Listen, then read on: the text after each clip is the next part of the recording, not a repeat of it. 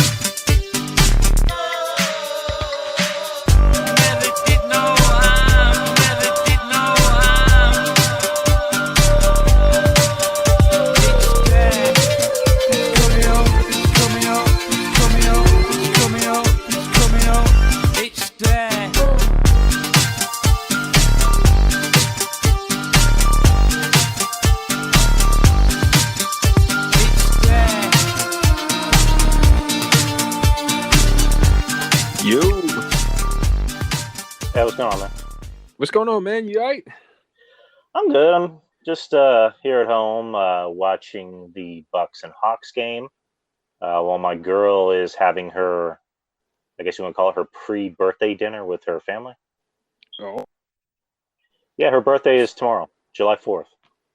And she left you all alone by yourself, huh? Yeah, because she just asked me, hey, my cousin's going to take me out to eat, you want to come? I was like, you guys go. You guys have your own little girls' night out, and we're gonna do it big tomorrow. Mm-hmm. So I'm just here by my lonesome. Was playing. Well, I was streaming Avengers on Twitch. Now I'm just watching the basketball game. So right, and doing this, of course. What about you, man? Well, I just knocked out the SJ's World show with SJ. So for anybody who's listening that might be interested in that, check that out. It was our first show in a while, so it's pretty much us just going through the flow and trying to get her reacclimated and recomfortable with doing podcast again. So yeah, so we were just shooting the shit, pretty much. You're on a lot of podcasts. Like I've noticed that. Like you're very much entrenched in the podcasting, which is a good thing. Well, SJ's World is like pretty much a branch of my show. Right.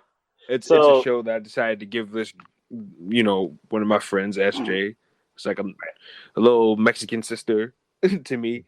And, I decided to give her, a little branch. Kind of like, how, Mish, and they have these side shows, Side Salad, Misposition, Num with numbers, stuff like that, So basically you have your own like RJ Savage Squad network. Yeah, pretty much, yeah. That's cool. And I didn't know you had your own little branch. That's actually I'm dead ass, as the kids would say. That's pretty fucking cool. Yeah, no, it's I was kind of quiet about it. And plus, she lost her phone on New Year's Day, as she explained in the podcast. It got stolen from her, so she wasn't able to do any shows for the last couple of months, the last 5-6 months. So she was working her ass off at her job to get a new phone, and voila, we back. So, but that was always like a a sideshow. So, and I'm thinking about doing that with other people too. So, for people that are just more than guests at this point, so yeah, just have a recurring like show. Why not? Right. It's always 10 times more fun to be a guest, because you're out of your own element, because you don't really know what to expect, and sometimes it's a good thing.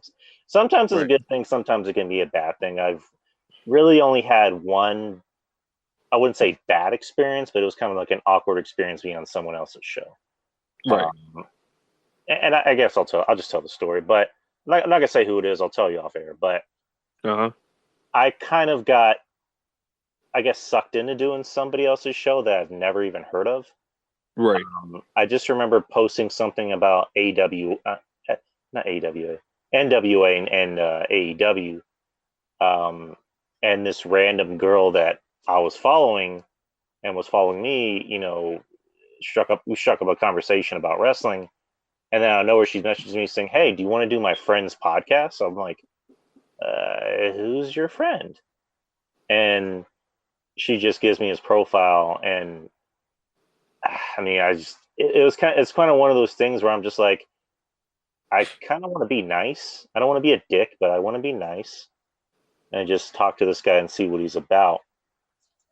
And right away, my dumbass should have seen the signs, because he does this thing that I didn't realize I hated until then, which is he decides to literally type in each paragraph per message.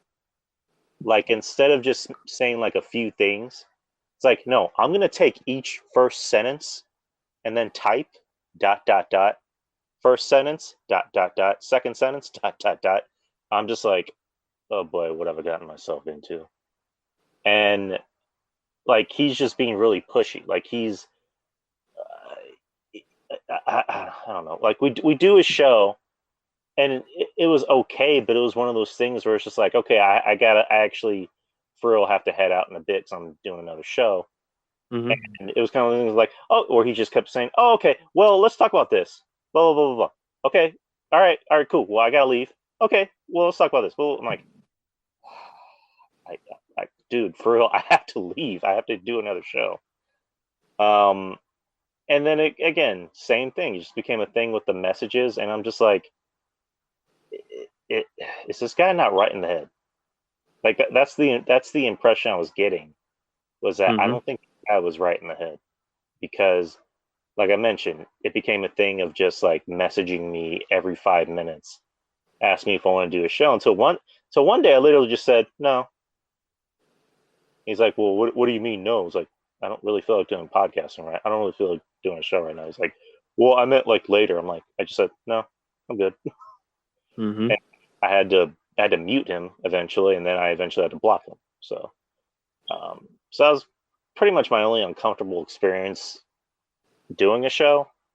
Other than that, after that, it kind of taught me a lesson of like, I really need to know people before I do their show, and I'm not trying to like flex my podcasting muscles, as someone might say, but it's just it makes sense, because you don't just do anybody's show.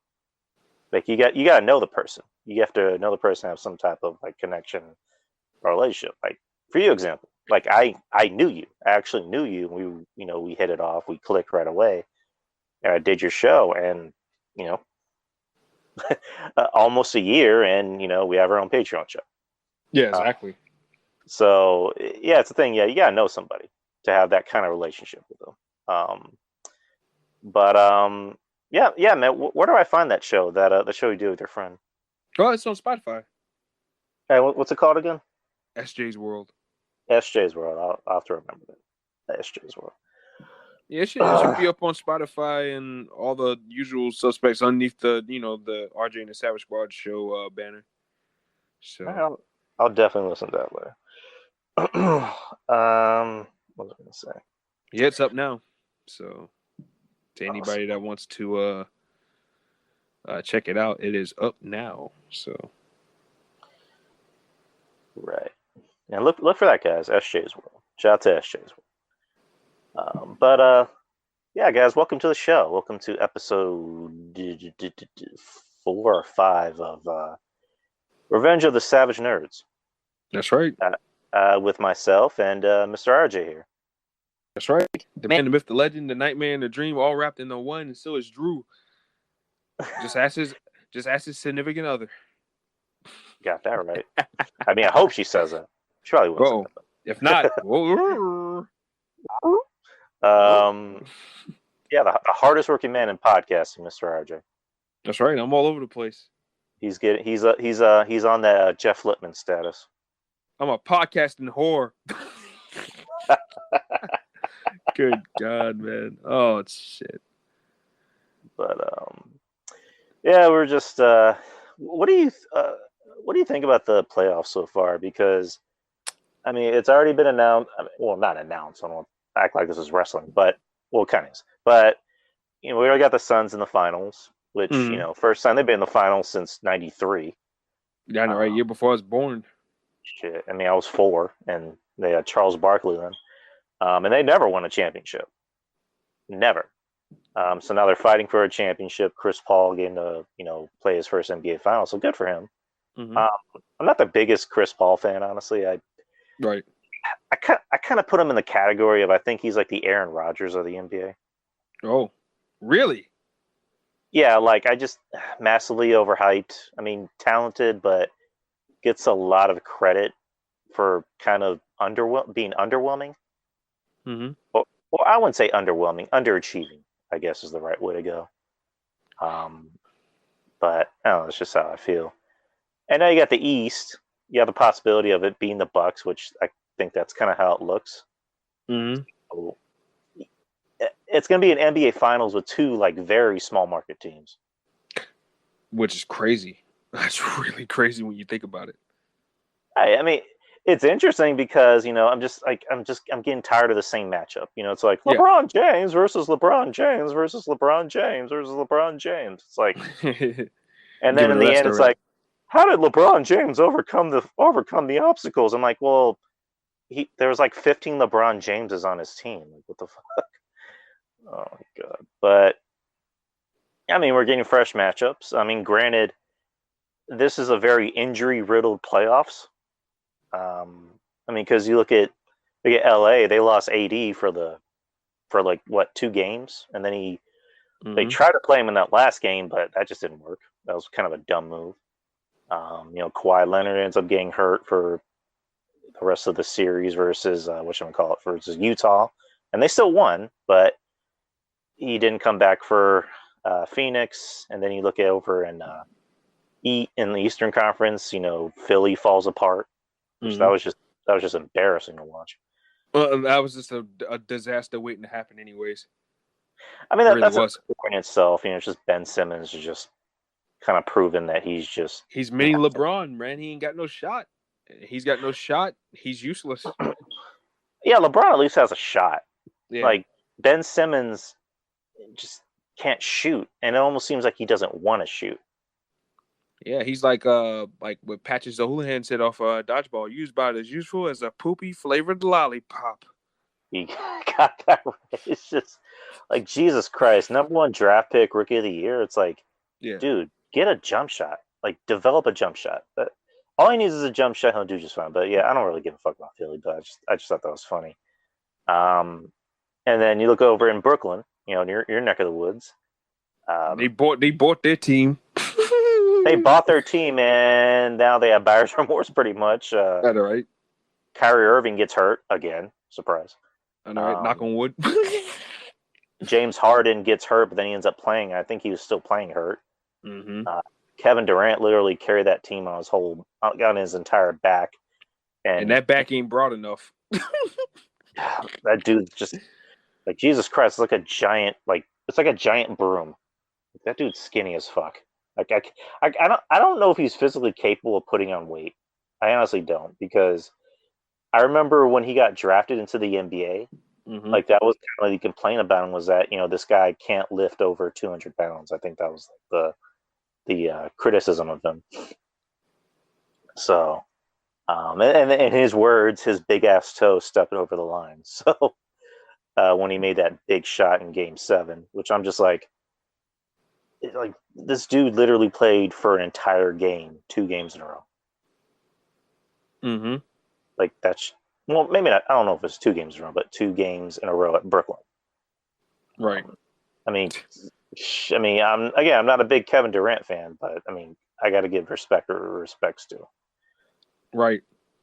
So Nah, he's a great player. Is that like the way he handles his biz makes him seem like a bitch sometimes. You know, him and Kyrie both.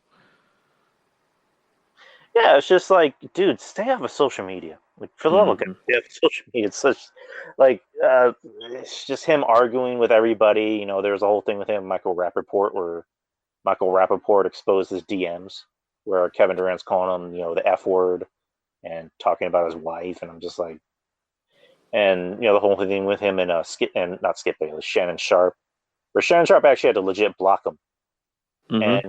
and Shannon Sharp explained, listen, I'm not trying to get fired from my job. I'm just going to walk away from this. So that's why he blocked him. And then, of course, you have Kevin Durant be like, I got inside your head. It's like, no, you didn't. Like clearly Shannon Sharp's in your head.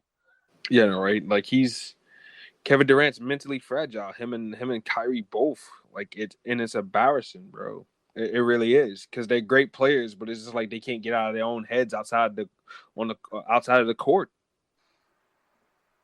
Yeah, it's unfortunate because how can you have that much talent, but you can't seem to get over yourself? Like I really don't get it. It's like, say what you want about like Kobe. At least Kobe Mm-hmm. had the wherewithal to just shut the fuck up and play. Right. Like, stay off of social media. Michael Jordan, same thing. Tim Duncan was like the master of shutting the fuck up and Right. playing. He was. You might as well call him the silent Bob of basketball, because he just let his game do the talking. Exactly. These players nowadays just I really don't get it, and it seems weird, coming from guys like us, because we're young too, but we know when to shut the fuck up, at least. If there's a situation that I know is not going to benefit from me, opening my mouth, I'm just going to walk away from it. Eh, I guess this is a good segue into the story I'm about to tell. So we're just flip flopping around, which is what we do on the show. So All right. Zelina Vega returns to the WWE after when did she get released? She got released last November, if I'm not mistaken. Last November. There you go. And Mm-hmm. there's the whole thing about her OnlyFans, and then she put up a tweet saying, "I support unionization in I wrestling." want unionization. And cue the SpongeBob narrator. A few months later, she returns to the WWE. I mean, there was already circulation that she was, talking to WWE, and she was showing back up at the Performance Center. And this is not too long that her husband, Aleister Black, was released. Mm-hmm. So that's So kind of weird. Yeah, she returned last night on SmackDown, and she's now in the women's Money in the Bank. She wrestled Liv Morgan, which I believe she lost, and Yeah, it's weird because it's weird. She gets put in the Money in the Bank, and then she loses her first match back. It's funny. Right. And then Liv Morgan gets nothing. So whatever. Yeah. Well, I mean, like I was telling SJ earlier, at least they're doing something with Liv Morgan. They're trying to, I guess, build sympathy for her or whatever. So, I mean, at least they're trying to do something with somebody new. I can't complain about that because Lord knows we've been complaining about that for the longest. So, Liv Morgan is really not that new. I mean, because they did give her a push somewhat. No, but they cut her nuts from underneath her, bro. Like she hadn't sniffed the world title or anything like that. Every time it looked like they're gonna do something with her, they always jerk it away. So that's what I mean by something new. Like they're focusing on something new and trying to build something. Will they go all the way this time? Will they shoot the load all the way to the moon? Let's see. But as for right now, I'm still treating it as is new because she hadn't scored the touchdown yet, so to speak. She ain't on Charlotte territory or Bianca territory yet. Like, okay, fair enough.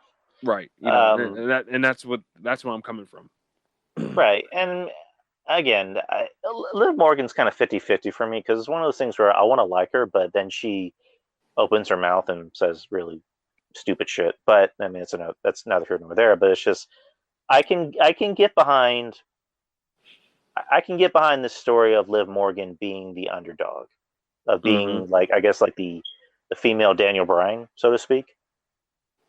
So I mean, we'll see how this goes. I mean, so far it's interesting. So, anyways, back to Zelina Vega. So she comes back, which sparks a lot of controversial debate of, oh, she talks about unionization in wrestling, and then she goes back to the WWE, the same company that let her go for.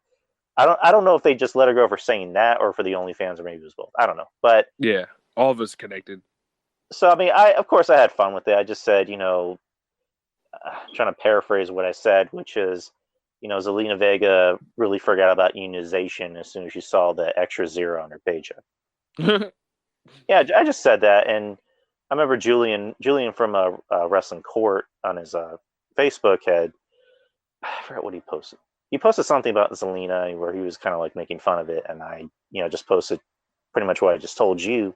Rob, who's the co-host of the show, he commented back, and he wasn't too crazy about my comment because he has experience with unions, and he, Right. as far as I remember, he said he's part of a union, and he just wasn't really happy about what I said, and he said, "Oh, what you said was a BS comment, with all due respect," and he just explained how unions work, and I just said, "Dude, I stand by what I said. That's it." And he commented back, and he seemed like he was just pissed off, like legit pissed off at what I said, and again, like what I just said, it was one of those things of like, should I comment or should I just walk away? I walked away because it's like, I'm not going to get into an argument. First of all, I'm not going to get into an argument with a friend because that never goes anywhere. Yeah, right. I mean, to me, there's a difference between arguments and like debates. Like, we can have a debate, but arguments to me, I don't are dumb. I've lost friends over dumb arguments. So, Right. especially in this case, I don't know anything about unions. I don't know how they work. So I just went, I'm just going to walk away. And he ended up deleting his comments, and I mean, we're cool now. He commented on my post, and we seem all right. So, Right. But yeah, the whole Zelina Vega thing is just, I mean, it is what it is. I mean, that's the best way I can put it. I mean, what do you think about the whole situation? Well, her coming back? Her coming back, the whole unionization thing, because she ended up deleting her tweet. Of course. So basically, what's your whole like thought process on her coming back? Her talking about unionization, deleting her tweet, all that bullshit. Well, here we go. Zelina Vega just comes across as a big hypocrite, Mm-hmm. That's what everybody's been saying, and I mean, the proof is in the pudding. How you gonna want something? It just seemed like she acted out, had a temper tantrum, and said something. They acted quick, and both sides had instant regret, and they mended fences, and here we are. And she just comes across as a big hypocrite now because you tweeted something like that out there, something that people have been talking about for years, and now here you are back in the company again, especially as somebody from the same neck of the woods as me. Come on, man. Once you say something like that, you got to stand on that. And it's just, she just looks bad right now to people who believe and stand up for certain things and want to stand on their word and everything like that. She just looks bad right now, like really bad. Yeah, like she really just she's done a 180 as far as like her as a person, because like a year, 2 years ago, I was always singing her praises. I always thought, she's a great manager. She's a great mouthpiece. Mm-hmm. She's smoking. Like, she's smoking. So there's no denying that. And I always thought she came across as a really cool, down to earth chick. And I always heard, virtually the same things, that she's a very down to earth type of girl. And then I don't know what happened. Like, I don't know if she allowed the wrong people to get in her head, like, the Pages, and I'm just gonna say the Pages, someone like her to get in her head, and I guess your tell favorite? her oh yeah, my favorite. I love her. Jesus. Paige is the greatest.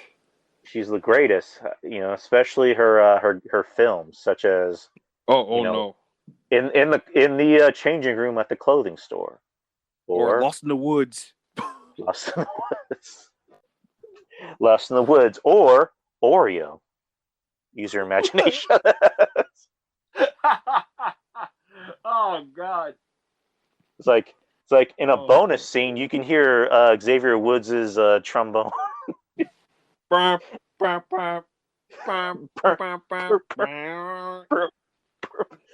It's like while Paige is giving him a trombone. Hi-oh!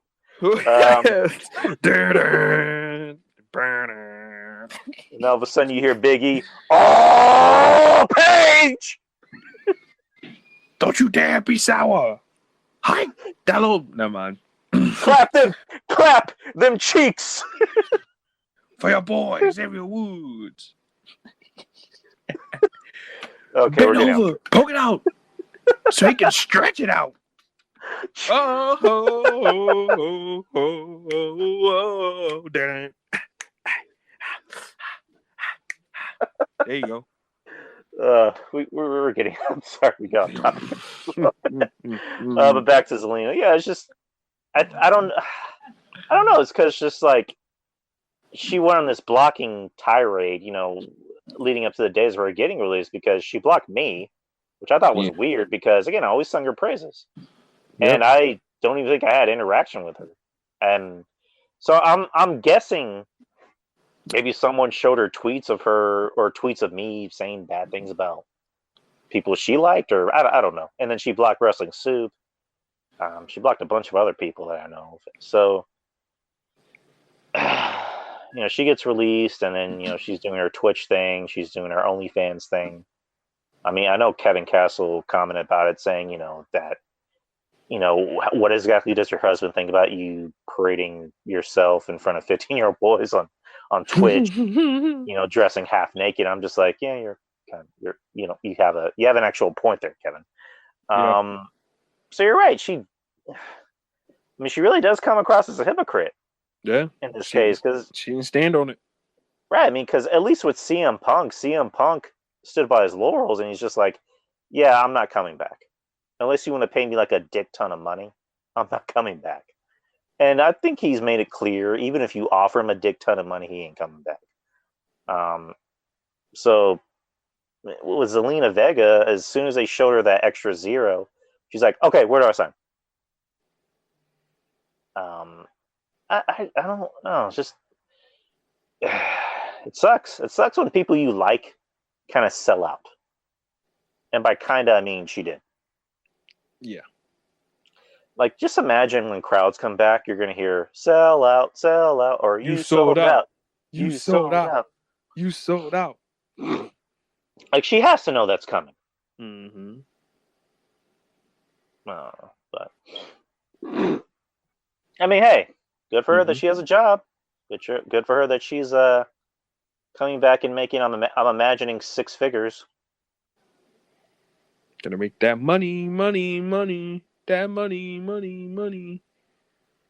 But I mean, what else can I talk about? I guess in like wrestling news. So did you watch AEW on Wednesday? Yes, I did.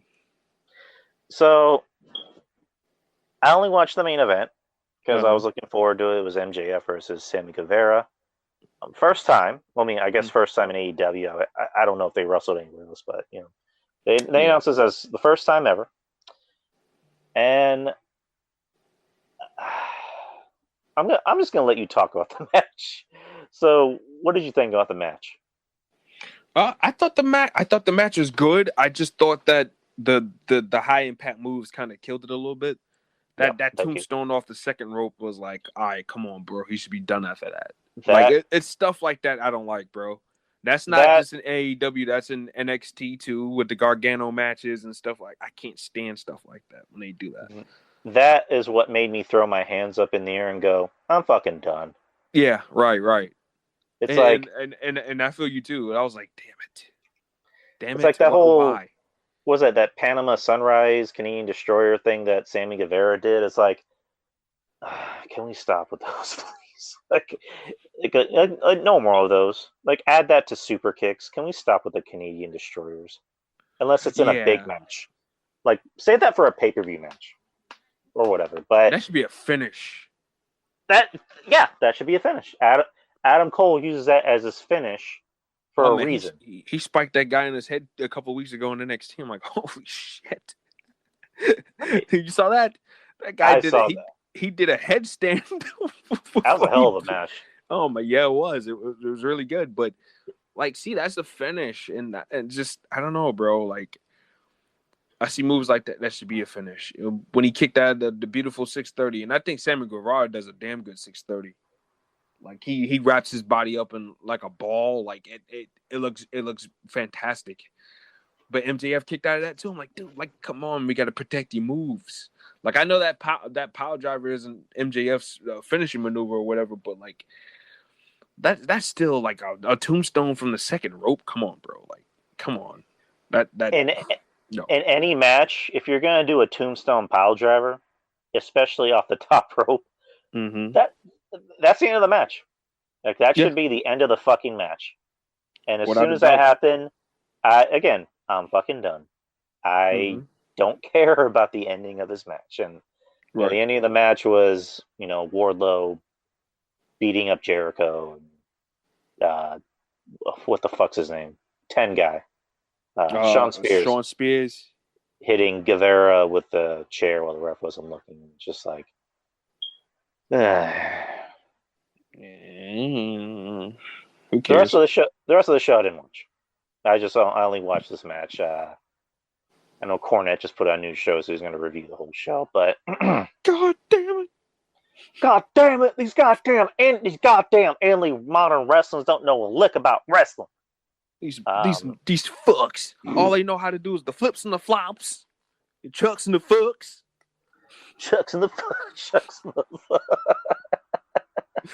Twinkle toes with finger bang. Twinkle toes my finger bang, motherfucker. Pie face and his brother Baldwin Book. Oh my god. I am so over the Young Bucks. I am so over the fucking Young Bucks. I'm glad I missed them this week. They're just keep on opening the show, and I'll arrive to the shows late. The problem is with the Young Bucks is that they pretend to be an asshole. They pretend to be assholes, but we already know they're assholes. I mean, yeah. I mean, so it's not really much pretending. It's just that Matt Jackson is just like a tryhard, bro. Like you would get your fucking ass whooped, bro. You live in the most pussy part of California, my G. Like, seriously, bro. You live in fucking Rancho Cucamonga, boy. Like, that's the pussy part of California, bro. Like, you don't live in Sacramento. You don't live in fucking Los Angeles. Like, come on, bro. Like, seriously. You know, tough guy. Get your ass whooped. Hey, it's just like, can't stand those guys, bro. Like, well, him, like his brother is all right. Like, Baldwin Book, he's all right. Like, he's all right, but fucking. I don't really care for either. It's just they're to me they're just douche. They're just douche. They're douche factor. They're douche 2000. Super kick party. Oh my god. It's like look at our Gucci Nike shoes. Like I know people are gonna be like, well, you're supposed to hate them. They're heels. And it's like, no, I don't really want them on my TV. They have go away from me. Like at this point, I'd rather see Baron Corbin. Oh god. And 2-time Yari end of the year award for worst wrestler. Baron Corbin. Jesus, Baron Corbin's getting a lot of love the last 24 hours, huh? Because I'm just comparing shit to shit. I'm trying to see which is shittier. And it's funny that what they're doing with Baron Corbin, where they're just making him look like a pathetic piece of shit. It's like they had someone tow away his car, and he's just in the ring like, oh. I would just need somebody to throw a donut at him. Oh my god, Baron Corbin! Oh my god. It's like I almost feel sorry for Baron Corbin. Oh my god. They got to turn him babyface. I don't think he would work as you know what's weird. He would. They need to kill on that roster. Baron Corbin, he needs to go away. He needs to get rid of that gut. All right. He needs, I don't know, tattoo that bald head, something. He needs to go away, get a new retoned look, and come back as a ass kicking badass baby faces. The dude's got the moves, bro. Like that. He's for a guy that's hated by a lot of people, and I'm not a Baron Corbin fan myself, but I will say one thing: his moves pop, bro. That deep six and the end of days, and even the rebound around the post clothesline, like his moves pop. His moves pop. It's just that he himself as a personality is just, it sucks, bro. He's ass cheeks. Right, and I think anyone could be saved with a gimmick, even Baron Corbin. Right. And I mean, for what it's worth, there was that report that came up from a former writer where, they were talking about why is Baron Corbin so protected in the company? Why is he, higher on the card than what he should be? And he said, combative. He's not combative. He's a nice guy. And I've heard that, from a friend of mine who works at the, I guess the formerly known as AT&T Center here in San Antonio. That was at a Raw show, and he said Baron Corbin was super nice. Yeah, I've heard that too. Yeah, and it's he's just not, like he's not a dick as he appears to be on television. Yeah, he's a sweetheart, and I mean it's good to hear that he's a nice guy. But it's just like my neighbor's a nice guy too. Yeah, maybe a little too nice. I mean, the officer. I don't know where that's leading, but I'm gonna walk away from that. The officer I work with is a nice guy. I mean, should he be the world champion? No. It's just we need to push people on talent, and not because they're nice guys and they're not combative. If anything, we need more combative people in wrestling. I mean, I'm just randomly thinking of a story that Shawn Michaels told about Bret Hart and Owen Hart. The reason why Bret was higher on the card was Bret was combative. Bret was protective about how he was pushed, whereas Owen was more about, hey, what do you got for me? Okay, right. I'll do it. And I'm just gonna walk away from what I was about to say. I'm just gonna walk away. Oh God. Anyways, man, that just really went off the rails. So, yeah, we need more people that are combative. And the last person that was really like that was CM Punk. CM Punk had the balls to say, hey, this is how I should be pushed. Right. I need to be pushed like this. I need to be higher on the card. And if any, push this guy too. This guy should be pushed just as much as I'm being pushed. Or, hey, look at this guy. This guy needs to be used more. So, I mean, now you just have, guys that, I mean, maybe Roman, because Roman seems like he's very protective about how he's being pushed. And, from, our mutual friend, Cross, everything you see and hear on the show is 100% him. So, I mean, I don't know. Maybe we're getting more people back in wrestling that know how wrestling works and know how to book themselves, but I don't know. But, I guess back to AEW, I'm trying to look for the quote.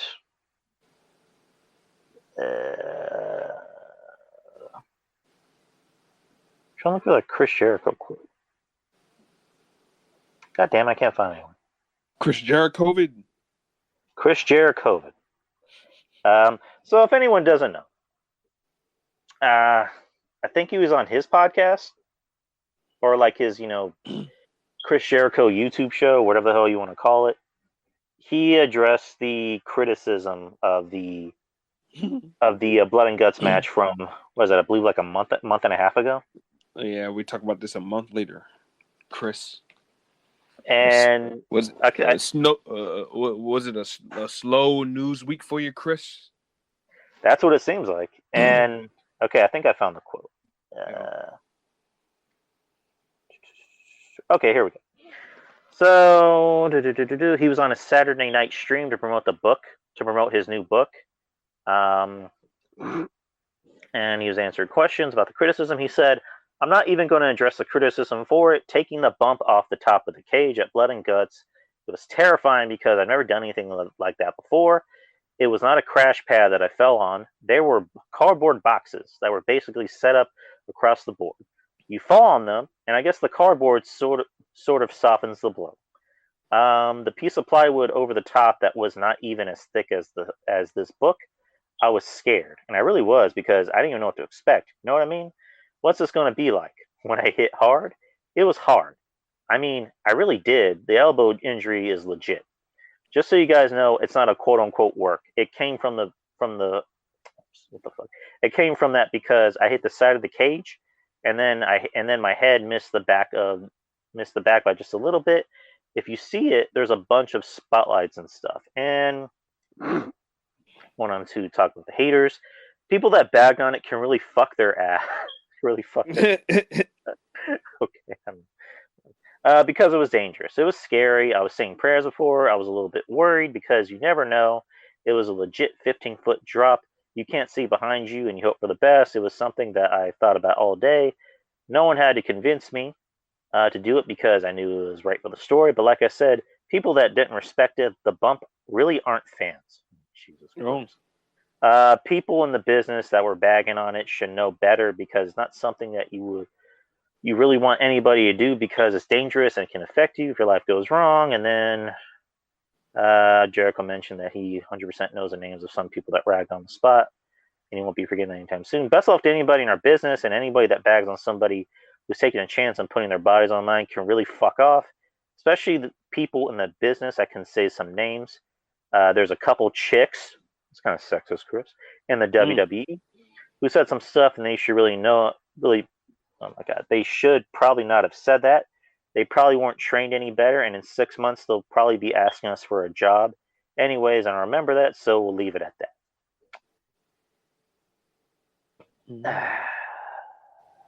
Do you care to comment? Like, dude, you just waiting now, like, to address this? Like, come on, Chris. At first, well, he just, I don't know, man. I'm done with Chris Jericho. As far as I would actually like to see him and Shayna Baszler fight each other. Honestly, I pay pay-per-view money to see that. So, did Shayna Baszler comment on it? I do believe she did. Her and Shotzi, right? I know Shotzi did because I know Shotzi put up a GIF of somebody falling onto a bed full of pillows, which I don't know if you know this. You might, but she was on Tough Enough back in 2015. And Jericho was one of the trainers, and there's actually a video where he's just being a complete dick to her. Like, he's telling her straight to her face, you don't have what it takes, and, if it were up to me, I wouldn't choose you, but unfortunately, it's not up to me. Oh, and she actually had to be disqualified later on because she has a heart condition. Right. So, I saw that, I'm like, yeah, Jericho's kind of a dick to her. Like, and it wasn't like, he's the trainer and tough love. Like, no, he legit seemed like a dick. So I can imagine Shotzi harboring some hard feelings, like, fuck this guy, whatever. But I didn't see what Shayna said. Who else commented? Do you know? No, I don't. But so. Yeah, it's just Chris. Come on, bro. Like, just take the L on the chin, bro, and just let it rock, bro. Just let it rock, man. I remember I sent that quote to Monty, and Monty was like, "Yeah, he's still butthurt about how the finish happened, like the match was just match shit." It's like the problem with Jericho, well, the many problems with Jericho. For one, it's just like we clearly see what the fucking issue is, and you're trying to talk around it. Like he's saying, "Oh, I didn't land on a crash pad." It's like, dude, we could see the fucking crash pad. Like, if you literally landed on fucking concrete, I don't even think you'd be standing right now. Like, you'd have a pill addiction.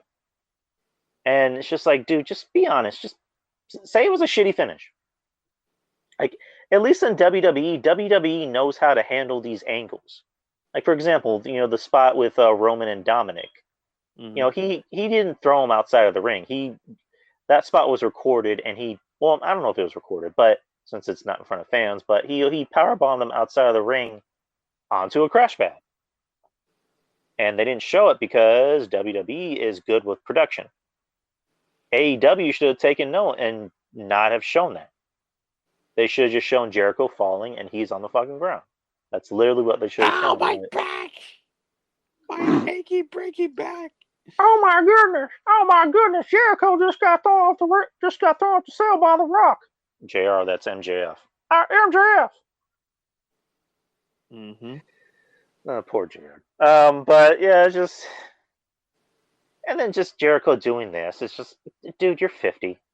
Why are you trying to flex and talk hard about women and say, oh, these chicks, if I'll remember that they said that about me. If they ever want a job here, then I'll remember that.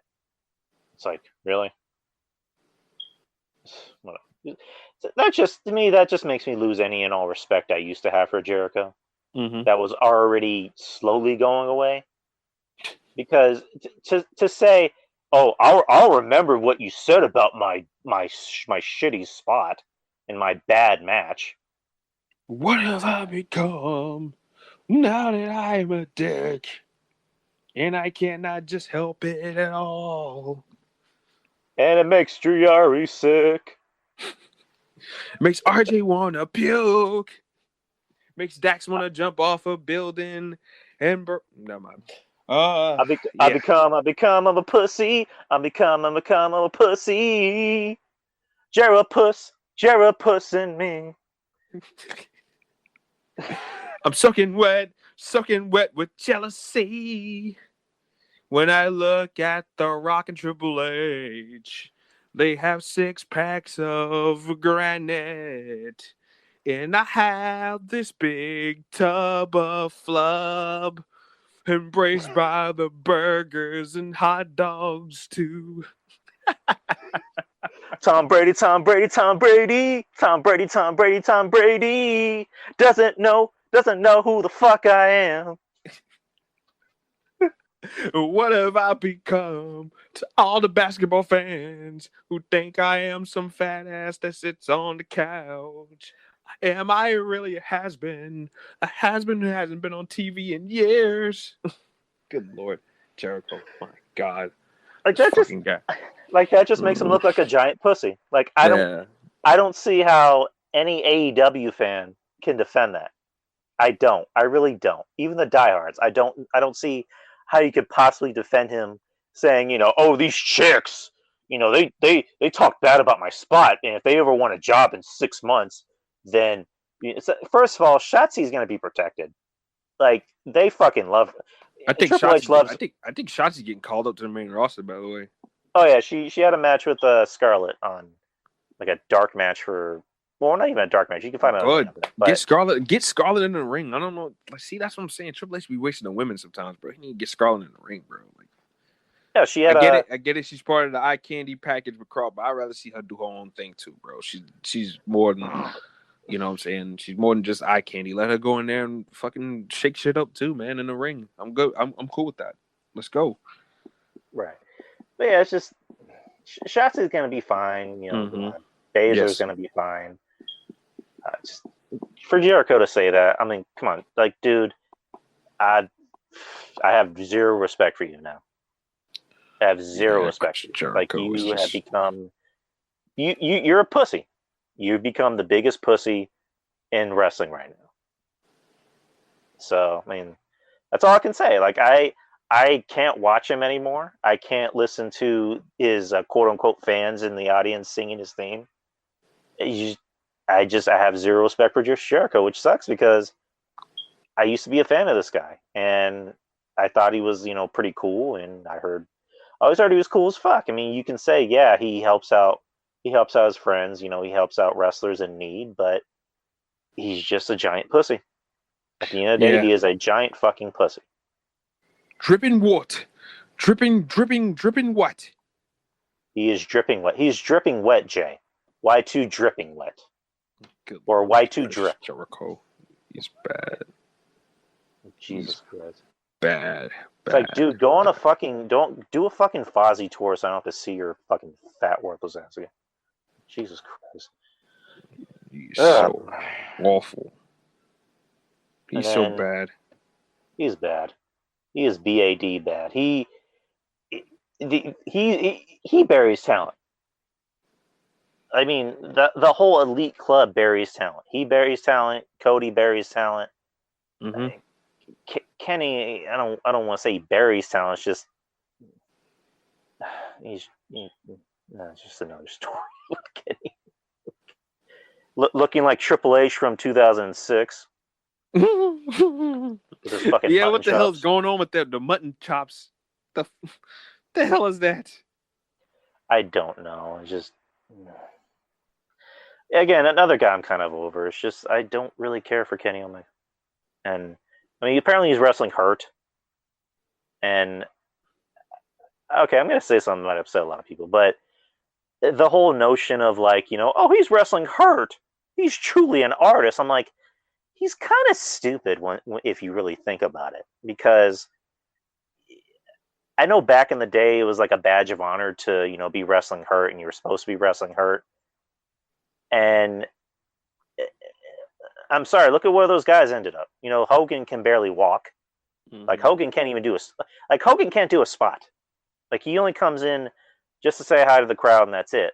And then they boo him and he acts like it doesn't happen. But yeah, he physically cannot do a spot. I know Don Tony elaborated on this. He has, I guess, the equivalent of like a tiny computer in his back. Mm-hmm. And if he were to go in and do a leg drop, that computer would smash. And that sounds awful too. Yeah, so he can't do any spots. Ric Flair is like, how the hell is he still alive at this point? Guys like Austin who were wrestling hurt.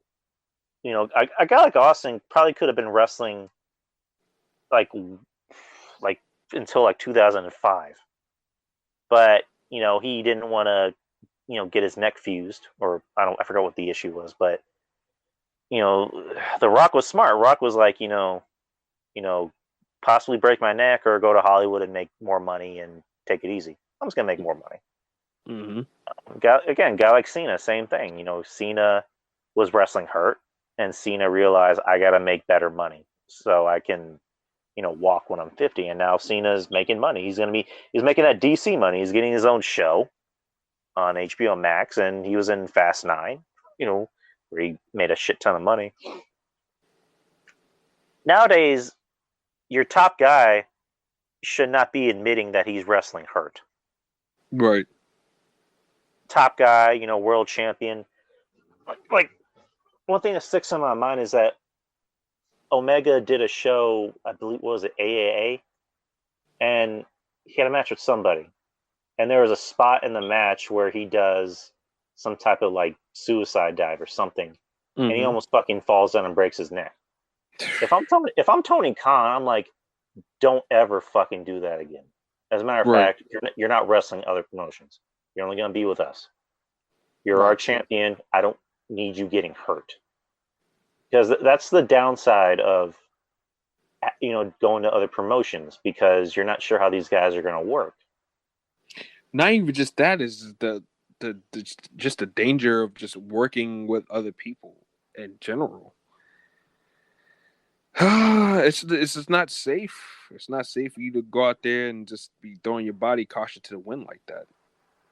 And it's like the whole thing with possibly NJPW and WWE working together, which I think kind of fizzled out. Is I don't think anyone in WWE besides maybe AJ and Daniel Bryan could even work that style. Because I don't even think Roman can work that style. Roman's more of a what's the right way to describe him? He's a brawler. He's a bruiser. Mm-hmm. I mean, put him in the ring with somebody who's better than him, technically, he's going to have a great match. But can he work that strong style, that Japanese style? I don't think he can. Same thing with like Drew McIntyre or Bobby Lashley. But I don't know, just the whole thing with Kenny Omega saying, I'm hurt. It's like, no, your champion should not be hurt. As a matter of fact, you need to protect your champion. Like, keep Kenny Omega off of Dynamite. It's like, have him wrestle in a tag match every now and then save him for the main event. Don't have him out there doing 30-minute Broadways. I mean, you see someone like Cross. Cross only comes back for fucking pay-per-views, and that's how it should be. He'll come out and he'll do a segment, but in the pay-per-views, that's where you see Cross. Same thing with Bobby Lashley. You'll see Bobby Lashley in the pay-per-views. Same thing with Roman Reigns. Roman knows how to book himself. Roman's like, I'm just going to be in the pay-per-views. I'll come out on SmackDown. I'll talk a little shit. I'll do some run-ins, but I'm only wrestling at pay-per-views. AEW needs to take into consideration, it's a good thing to let our guys have a little bit more creative freedom, but it can also be a bad thing.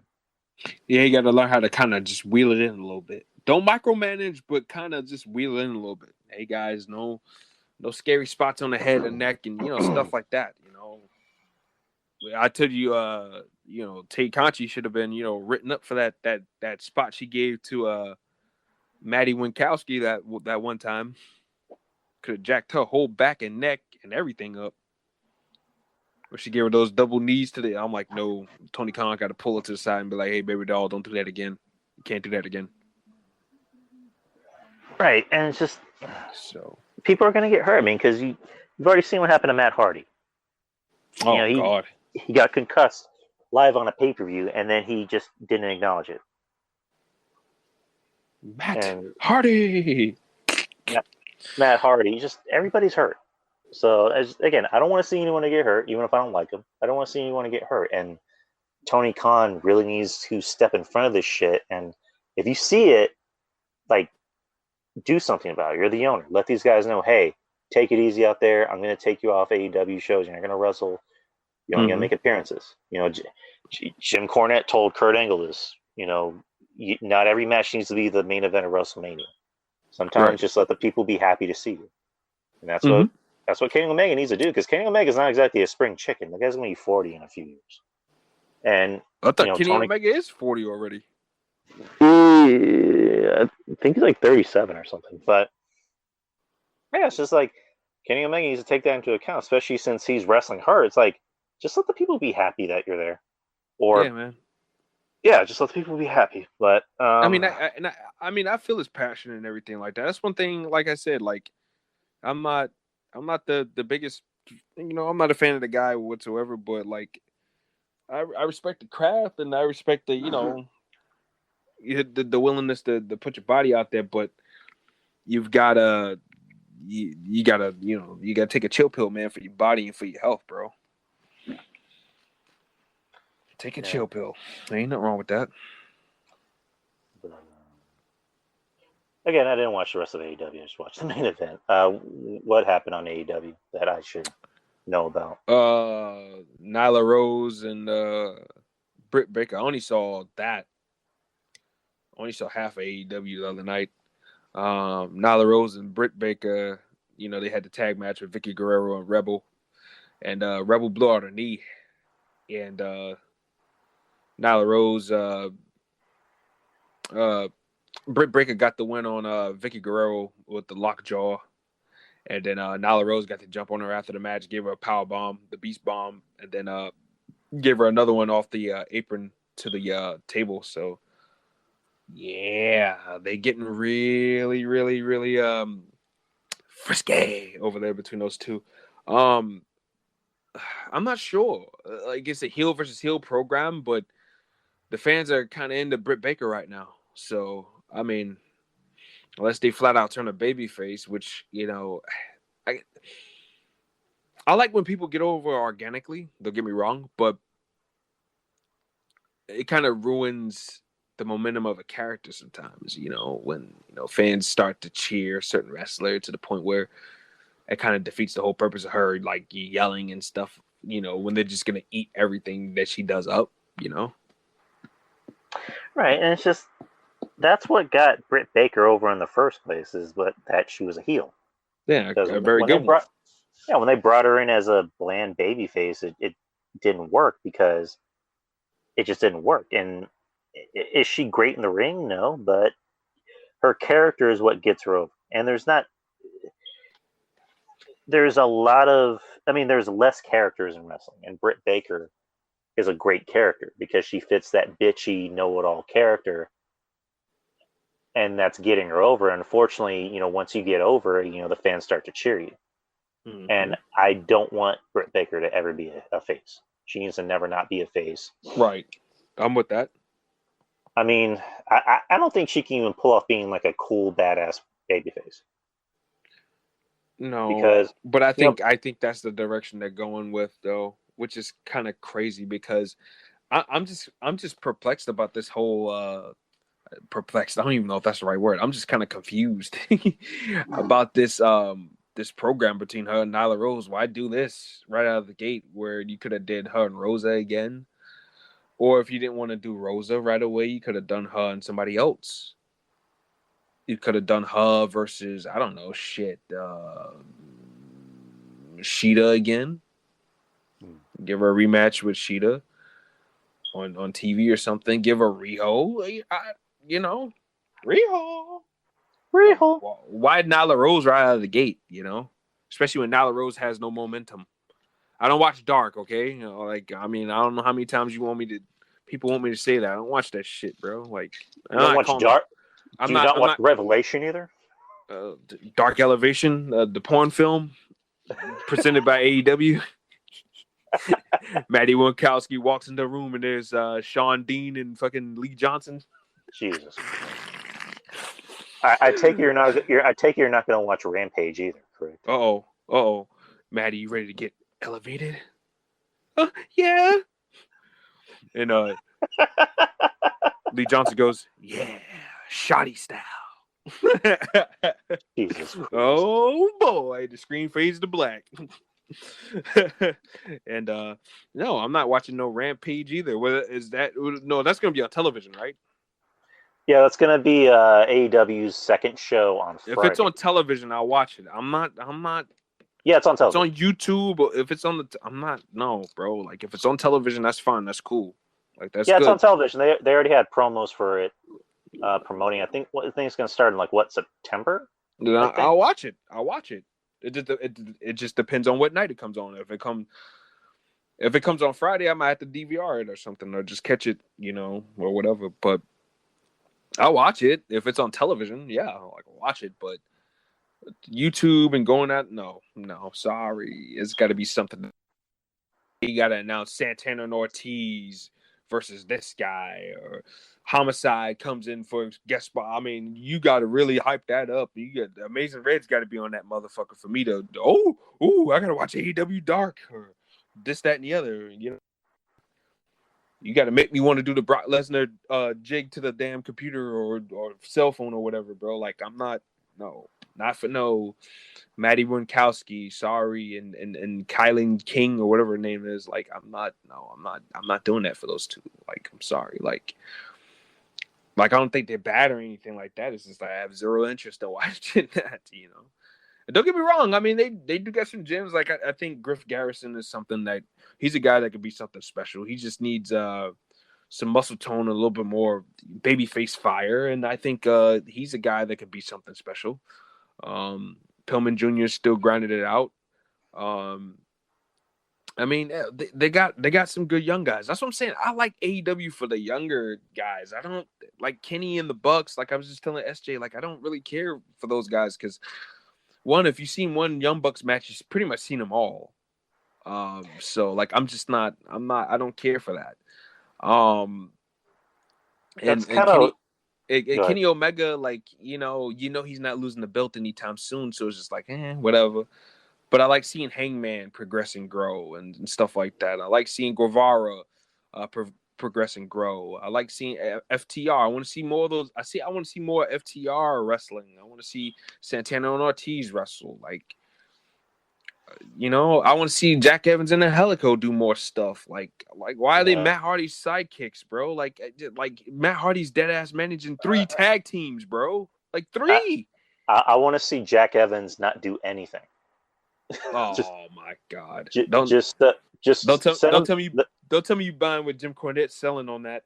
Jim Cornette, not Jim Cornette. Jack Evans just sucks. No, he does not. He's awful. He needs to go. He needs to go back to his what? People can't keep up with him. He needs to go back to his wife who makes shitty lasagna. Just keep him off fucking wrestling. Jack Evans is actually pretty good, man. You gotta give him a chance. I'd rather not. He was great in Lucha Underground. He was great in Ring of Honor. He was great in Mexico. I just think that a lot, like you said earlier, a lot of guys are left to their own devices, and sometimes it can get sloppy. It can get sloppy, very sloptastic, like Joey Numbers likes to say. And I think a lot of the guys get a little too carried away and do a little way too much more than he really should, and it happens. It really does. But I don't think Jack is bad as like people make him out to see. Like I said, they do a little too much, way too much. And Helico, I think, is great. I just think that in Helico, they just need something to sink their teeth into. But they deserve more than just being Matt Hardy's fucking sidekicks. Like, and so do the Butcher and the Blade. Like, I don't get it. Why are all these tag teams? Why is he managing all these tag teams? Like that, it doesn't make any sense. It's like Eddie Kingston all over again. Matt Hardy's doing what Eddie Kingston was doing 5 months ago. Remember, he had the Lucha Bros and the Butcher and the Blade with him, and it didn't make any sense. You got two heel tag teams that should be fighting for the same thing underneath one team, and then you got, Matt Hardy managing Private Party, who should be going after the tag titles, Butcher and the Blade, who should be going after the tag titles, and fucking Hybrid 2 that should be going after the tag team titles. Granted, all of them are heels, but like still, like fuck, like come on, man. Like AEW don't care about old tropes, heel versus heel matchups all day long, as long as they can do their flips and tricks and shit, right? Yeah, and you talked about Eddie Kingston, so. I mean, we're covering all this stuff because we haven't had a chance to really talk about it. So we're going to talk about it here. So, and by the way, I did hear Kevin's ripping of Eddie Kingston earlier. He had me dying laughing. Oh yeah, I listened to that live. Oh my God, he had me dying laughing. Was it last Friday or Saturday? Oh my God! Which was after the main event of Dynamite with Jungle Boy and Kenny Omega. When Dynamite went off the air, Eddie Kingston came out for whatever reason and addressed AEW's. And I don't have the quote in front of me. I'm not even going to bother to look it up. But him trashing WWE, but didn't say it by name. He said, the other company, you're not going to get this kind of action on the other company. You're not going to get guys that have heart and don't just wrestle for a paycheck. And so. That's not fair to say. That's not fair to say. And come on, and he's got friends over there too. So I mean, that's just a weird thing. That's a weird and lousy thing for you to say, bro. Like I'll give him credit. Some people do wrestle for the paycheck. You know what I'm saying? Zelina Vega might be one of those people. You know what I'm saying? But like others really do care about the business and want to achieve a dream. Look, like. I can't fault them for that, bro. And at the end of the day, if they know what they're signing up for at the end of the day, then, hey, that's where the card's going to have to lie at the end of the day. You only feel sorry for somebody, but up to a certain point, I think here's the problem with the promo. Right. The promo is fine. It's just coming from the wrong person because what have you haven't been to WWE. Like what's your gripe? Like Kevin said earlier, like you haven't done anything, bro. Like WWE hasn't done anything to you. Right. Cody coming out and smashing a throne, it makes sense. That's fine. John Moxley saying what he wants to say makes sense. Miro saying what he wants to say makes sense. Yeah, right. Eddie Kingston recently has been on a WWE tirade, talking about a company that he doesn't work. A perfect example. It'd be like if you and me worked at McDonald's for our whole life. We were making good money, but we were like, you know what? I kind of want to move up in the company, and I don't feel like I'm getting opportunities here, and we don't feel like we're getting opportunities. So you're like, hey, I just talked to Monty. Burger King's hiring. They got good benefits. They got A, B, C, and D. Let's go work there.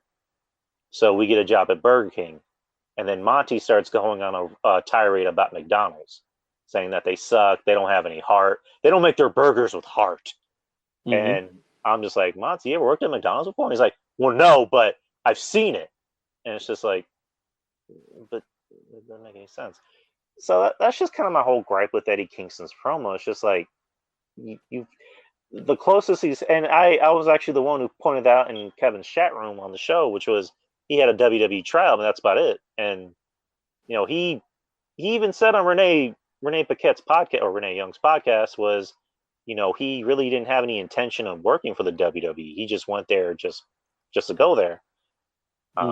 Which I heard a different story, which that's neither here nor there. But just for him to go on these tirades about WWE and saying they don't wrestle with any heart, it's like, yeah, that's kind of maybe going a little bit too far, dude. And it kind of makes you look like a bitter, I don't even want to say he's bitter, but he just maybe sounds like an asshole. Because if Eddie Kingston tried to go to WWE, it wouldn't work. They would just make him a manager, because they already have a pudgy, guy in Kevin Owens, and Kevin Owens, wrestles with heart. Kevin Owens actually draws. He sells merch. Eddie Kingston, if he were in the WWE, it wouldn't work. Because all Eddie Kingston has proven to me, since I've seen him in NWA and AEW, I've never seen his Impact Wrestling stuff, or his Ring of Honor stuff, or his Shikara stuff, or his other shit, whatever you want to call it. He's all he's proven to me is that he's just a promo. Because in AEW, the only time you can have a match is if it involves thumbtacks or if it's a tag match. And that's really about it. It's just like, yeah. Well, I mean, he's hurt too. I mean, his body is shot, and he's had a lot of neck and shoulder problems too. So, like, I mean, not to take that kind of stuff into consideration, but it's just, I don't know. Eddie Kingston in WWE was never going to work anyways, man, because I know a lot of people not a lot of people, but I know some people that's close to him, and Eddie marches to his own beat, bro. Like, and that's the way he's been. That's not a character. That's Eddie Kingston, the man. Like, he marches to his own beat, and I never saw that working out. AEW, different story. You know what I'm saying? They let things flow over there. But I guess we'll see what happens in the future with him and regarding that. But Kingston, I love the guy. Great promo. Not a guy, if you're looking for a 5-star matchup, he's not the guy to give it to you. And that's fine if you know what you're getting. I look at certain guys for wrestling ability, certain guys for promo and character work. Like, it depends on what you're watching said person for. That depends on whether you're disappointed or not disappointed. So, right. And I mean, it's like even Kevin said, it's like, dude, you don't want to burn bridges with somebody that you don't know. Like, eventually you're gonna want to work there. Like the whole AEW gimmick the whole AEW thing probably isn't gonna work out, because I know, like, the thing that a lot of people say, like Kevin, or I think Joe even said this, is we don't even know if this company is gonna be around in like 2 or 3 years. Yeah, I mean, everything on surface looks good, but we don't know what's going on internally. You just don't know. You never know, so you don't burn any bridges. You know what I'm saying? Like, now I agree with that. Don't burn any bridges. But I just think that I don't know, man. It's WWE's always been presented as the big evil empire, and in certain instances you can sympathize as to why people feel that way and stuff like that. I'll tell you right now, the recent releases do not, that's I always chalk it up to that's something they've always done. Just like I told SJ earlier, 10 years ago, they was releasing people after SummerSlam, Royal Rumble, WrestleMania, and Survivor Series every year, quarterly. Like, they would do that every year. So like that, when they do releases like that, don't surprise me, but it surprises everybody else, and everybody's all mad about it. And you have a lot of guys underneath lock and key that don't even use, and that's why Joey and Mish, they coined the phrase bus flip, and it's needed. You got to get rid of some of these guys. Like, I was listening to Joey and them talking about getting rid of Gargano and a couple of those guys. Like, If you're not gonna move him up, get rid of him. I agree. Right.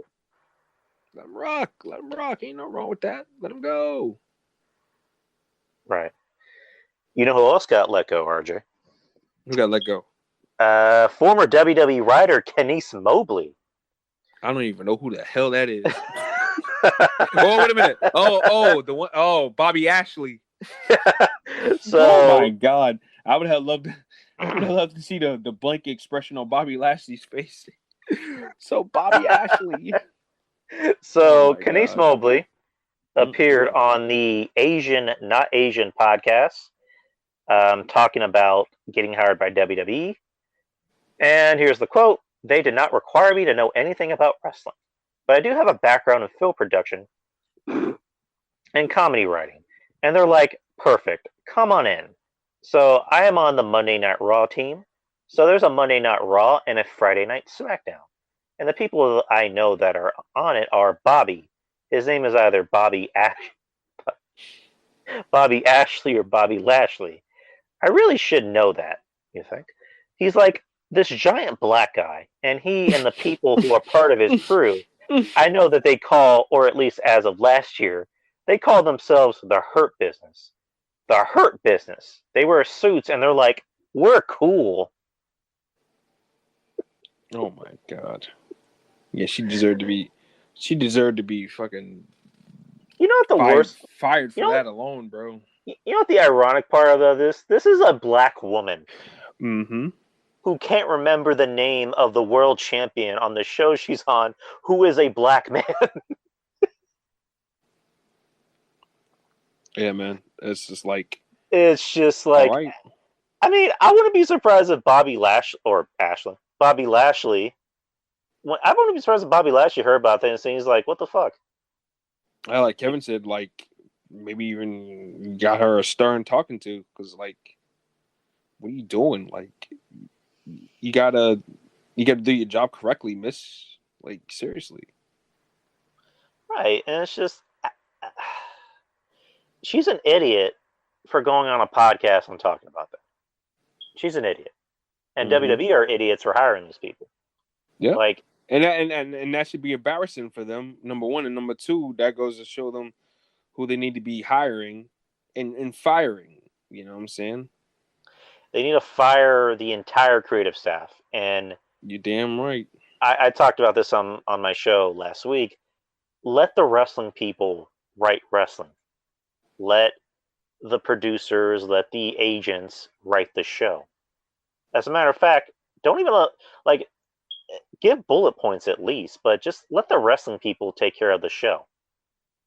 But Vince McMahon has it in his head that this is, he's going to win some type of Emmy award. Kevin Dunn thinks he's going to win an Emmy award when in reality he's more qualified to be in television repairman. Like that's or a freaking straitjacket. That's it. And it's just, or he might go to jail for causing somebody to have a freaking seizure with all those camera cuts. Holy shit! oh my god!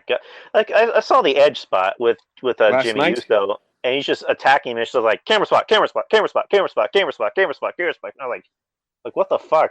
Like they need to, the camera spots thing is another story. But I said on my show last week, I think the only way they're ever going to change things is when they start losing money.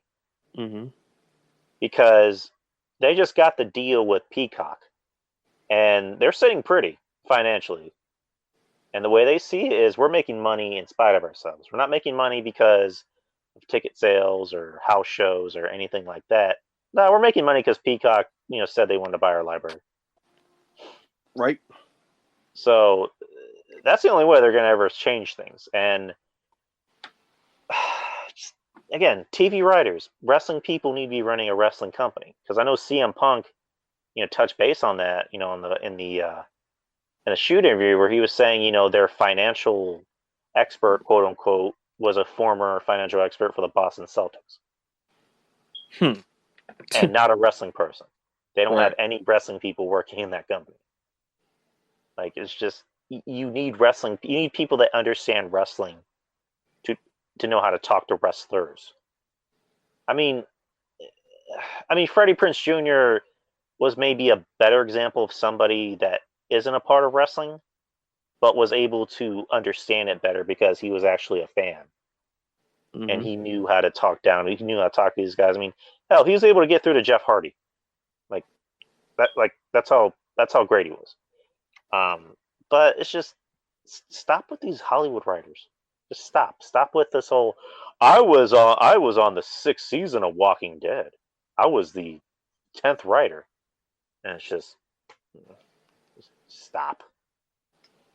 Let's just Stop. like Forget anytime I hear about these writers, talking about how I was mistreated by Randy Orton, and it's like, yeah, I would fucking mistreat you too if I was Randy Orton because you fucking suck. Like, I don't want you writing my shit. You don't know shit about wrestling. It's just like Jesus Christ. Ugh. What do you think? I just think it's stupid, and WWE just needs to do a better job of cleaning this shit up. Number one, and number two, hiring better writers who are about the fucking product. And this should be a big lesson right there. That woman went out there and fucking embarrassed herself for not knowing what the hell she's writing about. Number one, and number two, she embarrassed the company for hiring a ditz like that to begin with no fucking idea of what she knows or anything. So she double fucked herself and the company at the same time. So I don't know. Hopefully, this is a lesson of WWE thinking maybe we should hire better people, but I doubt it. Damn, Trae Young only has 7 points. The man's hurt. His leg's hurt. Yeah, Milwaukee's about to win this. They're about to go to the finals. We're getting Milwaukee and Phoenix in the finals. Is crazy. That's fucking crazy. Let's get to Great American Bash next Tuesday, and we'll do some Marvel talk. So Great American Bash will be on July 6th. Instead of a 2-night event like previous, it'll just be a one-night event.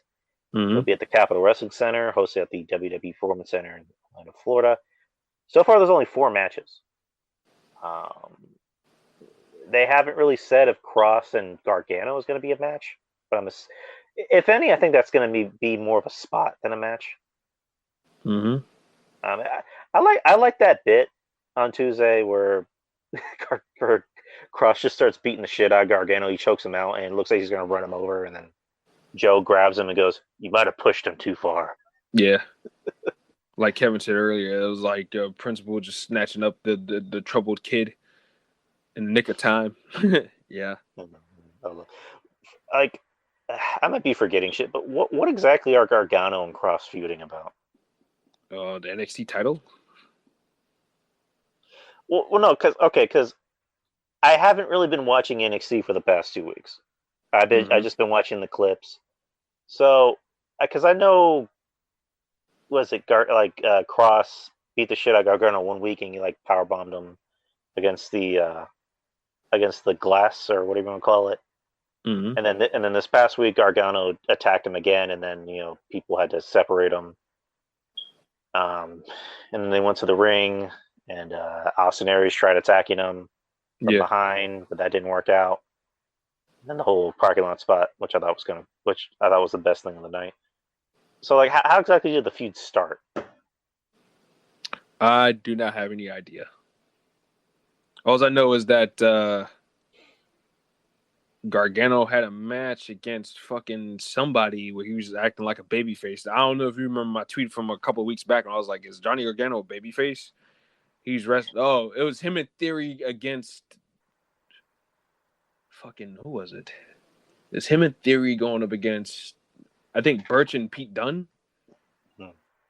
And Gargano and Theory were wrestling like baby faces. And I was like, well, is Gargano a baby face again? He was doing all his baby face spots and shit. And then after the match, Cross came and just fucking hammered him, and then he attacked him this week in the parking lot. And then there's a lot of stuff. I missed the spot where Samoa Joe grabbed him before Cross ran him over. I missed that. I was already at work at that point. But yeah, it's I don't know. It's not something I'm interested in because we already know the outcome. So I mean, you got to give us something cross to do before you eventually goes to the main roster. Right. But yeah, so far the match card for Great American Bash, you have LA Knight, the $1 Million champion, go up against Cameron Grimes. It'll be for the $1 Million championship. If Grimes loses, he will become Knight's Butler. Oh my god. Well, shit. Well,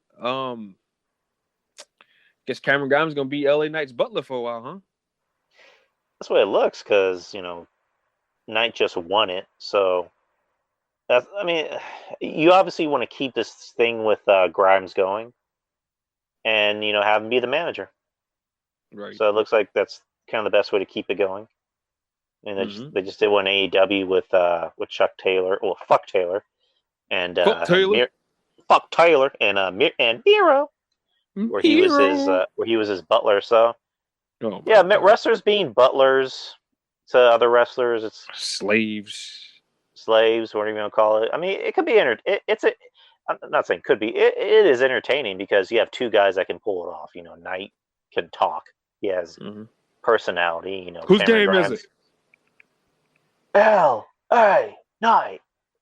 Dummy. Yeah. Let me talk to you. I'm gonna talk to you. I'll talk. And then Cameron Grimes has like fucking loads of personality. Yeah. So I mean, it's obviously an entertaining, thing on AEW. I'm not AEW, NXT. So they're gonna keep it going for as long as they can. So we're both going with Knight, right? Mm-hmm. Yep. Okay. Absolutely. L.A. Knight. Whose Let me game talk is to it? you. Whose game is it? Next match. Tag team match for the NXT Tag Team Champion or NXT Women's Tag Team Championships. You have The Way, Candice LeRae and Indy Hartwell versus Io Shirai and Zoe Stark. Shit. Indy and Candice for the win. Probably. I'm gonna go with them. I don't see Io and Zoe Starks winning those belts. I mean, I don't know. Right, because it looks like Io's going to go with the main roster pretty soon. And I can almost smell Zoe Stark beating the shit out of Io after the match because of that. You know what? And I was talking to a dude about this on Twitter. Imperium got rid of Wolf or whatever, right? Mm-hmm. What if they put Zoe Stark in his place? If you look at Zoe Stark, right? Zoe Stark's always preach about, discipline and everything like that. You look at her physique. Like, I mean, she embodies everything that Volta wants. A serious competitor. Just, fucking just rip the shreds and shit like that and can go in the ring, athletic. I would even go as far to put her in Imperium. I don't know. I don't know. Isn't Imperium like like they only put in, I guess, foreigners in their group? Well, shit, they could fake it.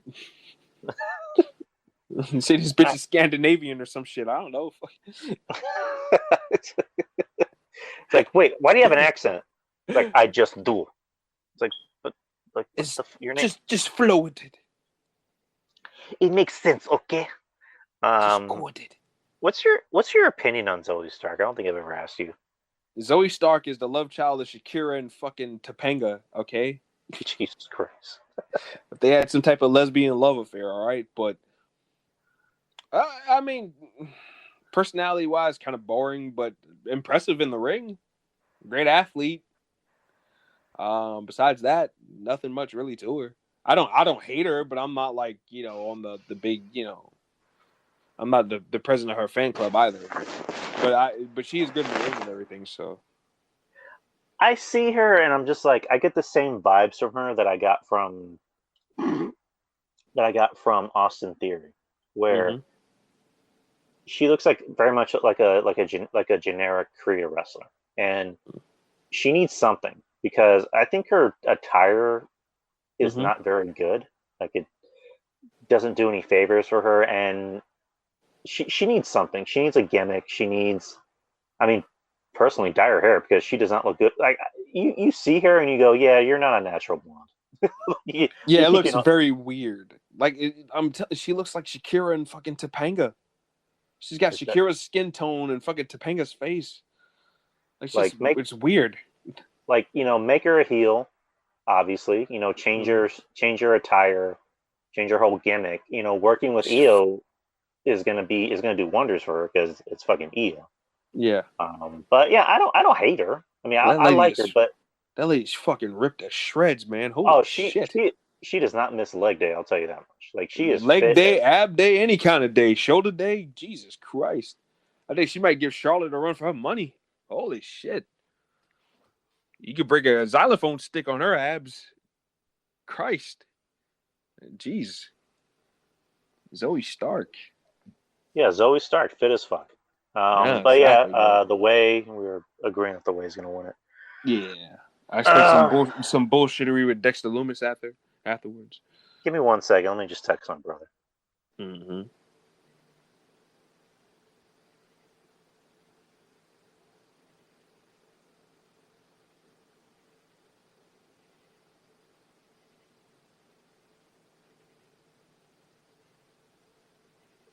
Okay. Yeah. Anyways, next match, you have NXT Tag Team Championships, MSK versus Tommaso Ciampa and Timothy Thatcher. MSK all the way. I'm going to go with Timothy Thatcher and Tommaso. Oh. And here, let me explain to you why. Mm-hmm. And this is something I think you and me talked about. The NXT crowd does not like MSK for some reason. Yeah, I don't get it either. Yeah, it's weird those because guys bring the fucking high energy that the flippy floppy guys. Like, I don't get it. like, what more do you want? What more do you want?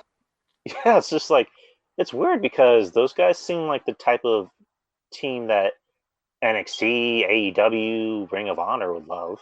Did they bring in the wrong guy? What do you mean? Do you think they should have left Nash Carter and they should have bought fucking Trey Miguel? I don't really have an opinion on that because I didn't watch Impact, so you're going to have to fill in those holes for me. Well, I mean, I don't know. I can't answer. I can't answer the question either. I'm just speculating because it's like these guys are working. I would even argue 10 times harder than they did when they were in Impact, and they still not getting love. It's not like they took a pay cut or a paycheck here and they're just standing around with their dicks in their hands. Like these guys are working every night, bro. Well, not every night, but every time they go out there, they're fucking working, bro. So I don't get the hate. I don't. Like they're doing good as far as I'm concerned. They haven't fucked up or anything. They haven't done anything like embarrassing or anything like that. So I don't get why these guys are getting booed, bro. It's not like they're generic baby faces either. Of course, they're not smoking weed like they used to in Impact, but of course, like maybe that's kind of the reason, because I think maybe the audience sees them as generic baby faces or a generic tag team. I don't know, bro. Like how do you? I don't know. How do you fix that? I mean, make him kind of like we said about Zoe Stark, and make him heels. See how that works. Oh my God, they're gonna suck his heels because they're not gonna be able to fly around. It's gonna be like Seth Rollins 2015 all over. They're gonna be fighting. They're gonna be fighting all the baby faces like they are the baby face. I don't know. I mean, because I would say make them heels, and then they can be like, you know what? We're not gonna do any of that flipping shit. I don't know. I don't know how you can fix it, but it's weird because I like MSK. I do too. I like them. They from the moment they stepped in, I'm like, okay, I like these guys. They seem likable. They showed promos on what was it? The other guy was it Nash Carter or what's his name? Yeah, Nash Carter. Nash Carter. He comes across as a likable guy. The other guys, likable. Wesley. So I hate that fucking name. Nash Carter. Nash Carter's not bad. That is what it is. But fucking Wesley, are you fucking kidding me? Why couldn't you be fucking Wes Alexander or Xavier, whatever the fuck your name was, bro? Like, come on, like, seriously. Wesley, that's the best you can fucking do. Wesley. Oh, God. Never mind. I'm going to drive myself crazy. Yeah, go ahead, continue, man. Okay, so we're split in the middle of the match. Next I'm assuming, is the main event. Kyle O'Reilly versus Adam Cole, singles match. Adam Cole got to get his win back from Takeover. Right. Mm-hmm. Yeah, that takeover match, it wasn't as good as we hoped it would. Well, in my opinion, but it's just, I think it went on too long, and the fact that you have a non-sanctioned match with no blood, it's just, Yeah, with WWE at this point, it's like shit or get off the pot. Either let them bleed exactly. or don't bleed, but whatever. Um, this match should be fine. I hope it doesn't fall into that trope of like, hey, we have two great wrestlers. Let's give them 40 minutes. It's like, no, I think No, they can just have like 25 minutes and they'll be fine. give them 25 minutes. Let them go out there and do their thing, and that's it. Wheel them in. I mean, because looking at this show, this should be 2 hours at best. Mm-hmm. Like, again, it's like we've always said, or what I've always said, long matches don't equal great matches. No, they don't. They get drawn out after a while. And nobody wants that. Nobody needs that, quite frankly, either. Especially pacing, which, I mean, this might not sit well with people. I don't like Iron Man matches. I don't. I've never been a fan of Iron Man matches. They just, again, just too long, and you kind of already can tell what's going to happen. Where it's like, it's 1-1. Who's gonna win? It's like, yeah, we kind of already know who's gonna win. But yeah, this should be a good match. Mm-hmm. I mean, you have two guys that know each other. Adam Cole more than likely will win this because he needs to get his win back, and I'm assuming there's going to be a part 3. Right. If there's a part 3, which more than likely will happen, like, what do you do? And I just got your message. Yeah. But most likely Hell in a Cell. Hold on, I'll switch over. The Drew Yari Show. You have to charge your phone? Yeah, I switched to my other one real quick. Okay. Yeah, we'll wrap this up in a bit. So Adam Cole, Kyle O'Reilly should be a good match. I think you suggested, the rubber match, being maybe like a cage match, Hell in a Cell. Yeah, cage match, something. I mean, Hell in a Cell in NXT would be dope because I think they would know how to do that properly. Mm-hmm. But I don't know. I mean, I don't mind these three wrestling. I mean, not three. I don't mind these two wrestling, but it's just like, I hope they don't run into that trope of their first match of like, let's make this a 30-40 minute classic. It's like, no, you just need 25 minutes. 20-25 minutes, it'll be fun. Mm-hmm. But yeah.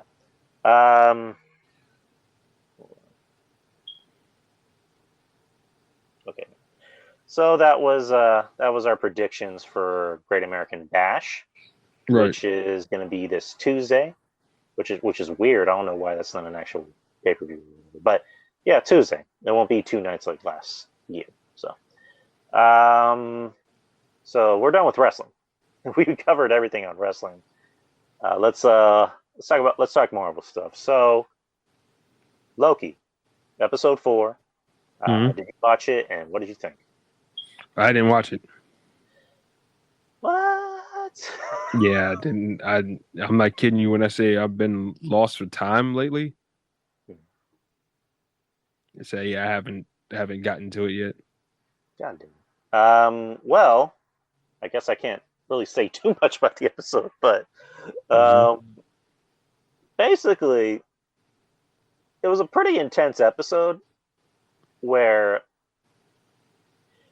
it starts to pick up the pace a little bit, because my problem with Loki is that the pacing is really off, because there are times where it tends to kind of slow down in scenes where it should really be picking up. Mm-hmm. Like episode 3, I think wasn't really good. It was maybe my least favorite episode of the whole series, because it was basically just a filler episode where the whole episode was just Loki and she's supposed to be Lady Loki, but I think she's Enchantress, on a train the whole time talking. Mm-hmm. Like nothing happens, and for 6 episodes, each episode should have something that's interesting. And This basically was like it was like a Netflix Marvel show where at least 1 or 2 episodes are filler because they have like 13 episodes on each season.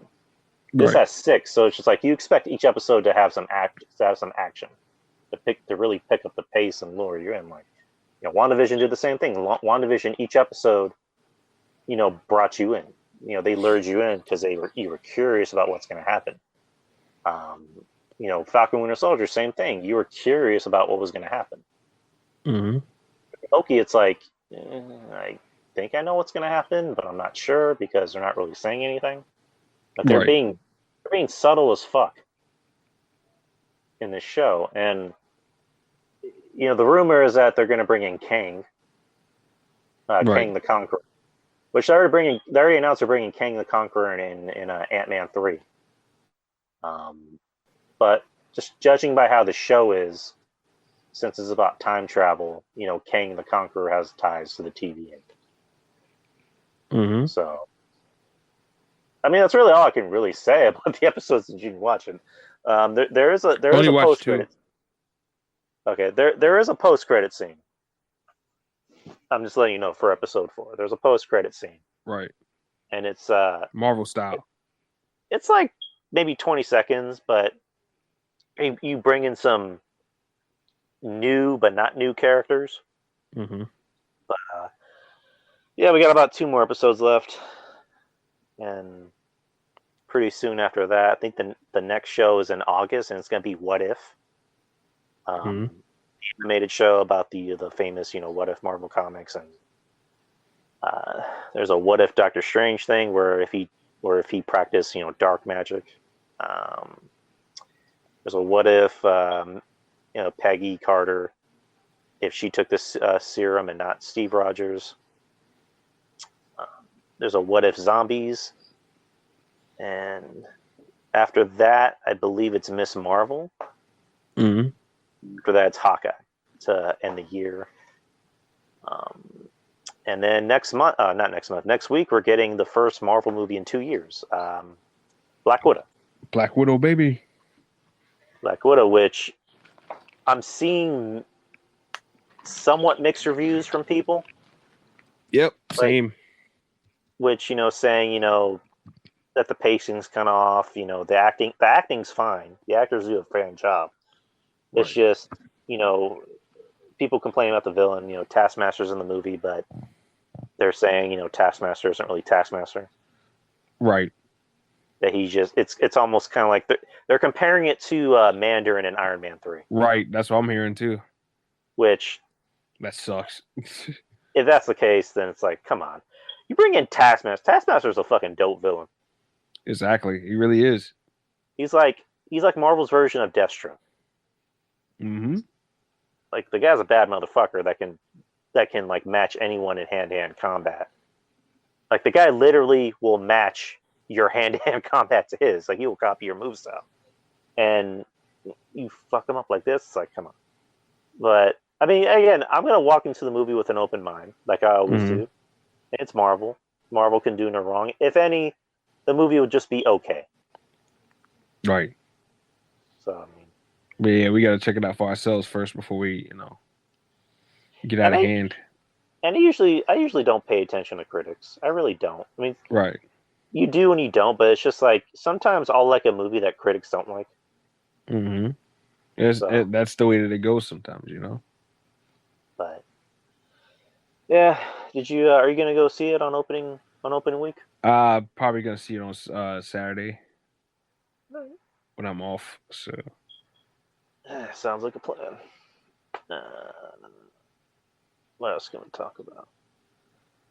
Anything in particular you had on your mind? The Spider-Man costume. That Spider-Man costume, man. Holy shit, man! I want that. I know, right? They're pumping in money into Spider-Man, and like they're giving us all these different costumes and shit. Like, I mean, that's cool, bro. Like that kind of shit kind of reminds me of the game a little bit, It's weird because I told my girl this. My girl, she's a Spider-Man fan. She loves Spider-Man. She's been a Spider-Man fan for years. Mm-hmm. And I told her this. I think I'm becoming more of a Miles Morales fan than a Peter Parker fan. Right. And when I told her that, she got real quiet and said, "You better shut your mouth." Oh. And because she loves Into the Spider-Verse, and it's Hmm. weird because she's not even a rap fan, but she loves the music in the movie, Right. and there's some pretty good ass music in the movie. But yeah, I don't know if anyone saw. Was it? There was a leak of the toys from Hmm. Far From Home, where they gave a leak of Spider-Man's new costume, and then they had a J. Jonah Jameson toy, who's the returning J.K. Simmons, who made his made his comeback as J. Jonah Jameson in the post-credit scene for Far From Home from 2019, which was the last MCU movie for us. So he'll be back as J. Jonah Jameson. He's supposedly going to be back as J. Jonah Jameson in Morbius. So Hmm. we'll see if that. Doctor Strange will be in No Way Home, and they released his toy. Um, so a lot got released. Not too much, but just I guess kind of telling us what we already know. Um, More Spider-Man talk. Christopher McDonald, if anyone's not familiar with that name, Shooter McGavin from Happy Gilmore. He'll be in the Secret Invasion Disney Plus series, Oh which boy. they haven't said who he's playing because he was in an interview talking about the show.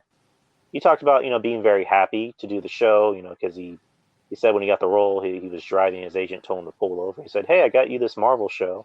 He's like, "Oh shit," because that's, as an actor, obviously you want work, but being in a Marvel anything is like the best thing for any actor again. So when he heard that, he was happy. Like he was happy as a kid. And when they tried asking him about who his character is, he just said, "Yeah, I can't talk about it. Hmm. Can't talk about it. Can't say anything. Don't know anything." And the interesting part in the interview, and this is something I never even thought about, which was they brought up rumors that apparently he might be playing Norman Osborn. Oh my God. And of course, when they brought that up to him, nope, can't talk about it. So Shooter McGavin is Norman Osborn. Like, it's one of those things that I didn't really think about, and now that I'm thinking about it, I want it because I mean he's up there in age. Right. Um, I mean, I would think if Marvel's going to cast one of their biggest villains in the comic books, and also the biggest villain of Spider-Man, you're going to want to cast someone who's maybe a little bit more durable, a little bit more younger. Hmm. But it's like That can go the distance. right, and it's just I see him and I'm like, he could be Norman Osborn, Yeah. but I don't know. I don't know if they're going to cast somebody in, I guess, on the old side, which I don't know. Like, what do I know? I mean, they're supposedly bringing back Willem Dafoe as Green Goblin in Spider-Man 3. my So my guy. avenge me! No. You know what I've done? You know what I've sacrificed. I'm a little bit of a science whiz myself. Out am I? Back to formula. I love Willem Dafoe. I know, right? That guy's fucking awesome. If he comes out on screen as fucking Green Goblin, I'm I think popping, bro. I'm gonna get a fucking boner if I see that happening. Just go pop one off in the movie theaters. I will literally come in my pants. I'm gonna cream my pants. Like somebody's gonna be walking by me and going, "These floors are sticky." I just came. Why? It's that man right there on the TV. It's just, oh my god! Like we talk about this movie that's gonna come out in December. Mhm. It's gonna be, I think, the week before Christmas, and Right. it's just like, I want it. I want this movie, and I want this Mhm. trailer. Like, again, I wouldn't be surprised if Marvel just puts out one trailer, and then that's it. And then it's just like, no, you fuckers are gonna go watch this movie. Like Mhm. we're not gonna show you shit. We're gonna make you think that you're thinking, because that first trailer is gonna be subtle. It's gonna be subtle. It's not gonna release anything that we don't know, because we already know Alfred Molina's in it, which is dope. Um, uh, any other villain, Jamie Foxx as Electro, they're gonna be subtle. They're gonna be subtle as hell until we actually watch the movie. So Right. a lot of that movie is gonna be grown men in the theater crying, because we're gonna possibly see Tobey Maguire back as Spider-Man. We're gonna see possibly Willem Dafoe back as Green Goblin. It's just like, uh, a lot of grown men openly weeping in the theaters. Mhm. Me being one of them. And then my girl's probably gonna cry too, because she loves Spider-Man. She loved Tobey as Spider-Man. So I can't believe this. They're actually on the screen together. it's gonna be so fucking amazing. I know, right? So fucking amazing. I was gonna bring something up, then I forgot. I mean, yeah, I just forgot. Did you have anything? Did you have anything in mind? Nothing on my end, man. Right, and the Milwaukee Bucks won, so now they're in the NBA Finals. So good for The them. Bucks NBA and the Finals. Hawks. The NBA Finals starts next week. That's the Bucks and the Hawks. Bucks and the Suns. Excuse me. Suns and the Bucks. Suns of Bucks. Oh my God, that's gonna be crazy right there. I think it's next Thursday, if I'm not mistaken. Drew Holiday versus CP3. And now people are already firing off their fucking fireworks. But anyways, man, go ahead and plug your stuff. You can find me on my social media, Twitter at Lil RJ Unlimited, Lil RJ the Savage on Instagram. Shows, RJ and the Savage Squad show. Just did SJ's World, which is, like we said earlier, a little branch of my little network, quote unquote. And Brother Monty broadcast will be back soon. We're just working on some stuff, fine tuning some things, and getting some things lined up, and we should be ready to go in a few, whenever things get more settled and stuff like that. So yeah, be on the lookout. Exactly. Be on the lookout for all that, man. And support our Patreon. It's not just my Patreon; it's our Patreon. Support me and RJ's show, which you can find only on Patreon. Same thing with me and Ruben. Me and Ruben just did a show on Thursday, which I have yet to edit, and I will be doing that right after the show. Not just his, but ours as well. Right.